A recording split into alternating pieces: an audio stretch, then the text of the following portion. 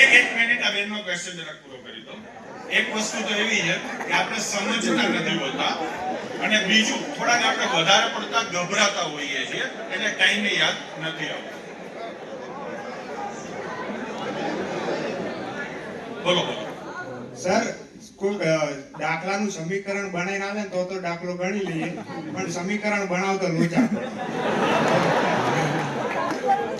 અત્યારે તો મારા દોસ્તને કેમ શીખવાડું, બાકી હું મેક્સિમમ યુટ્યુબમાં તમે જોયા હશે વિડીયો કે આપણે જનરલી છે ને ક્યાંય સમીકરણ બનાવતા જ નથી. સમીકરણ બનાવ્યા વિના દાખલો થઈ શકે. હું એક સીધું સાદું એક્ઝામ્પલ આપું તમને. સીધું સાદું એક્ઝામ્પલ કે બાપાની ઉંમર દીકરા કરતા 6 ગણી છે. એટલે આપણે શું કરીએ કે દીકરો બાપા બરાબર દીકરો ગુણ્યા 6 આવું સમીકરણ બનાવીએ છે. એવું બનાવાય જ નહીં. બાપા 6 ના મલ્ટીપલમાં હોય. બરાબર ને? દીકરો 1 લેવાનો, બાપા 6 લેવાના. એટલે ઓટોમેટિક જો મેં દાખલો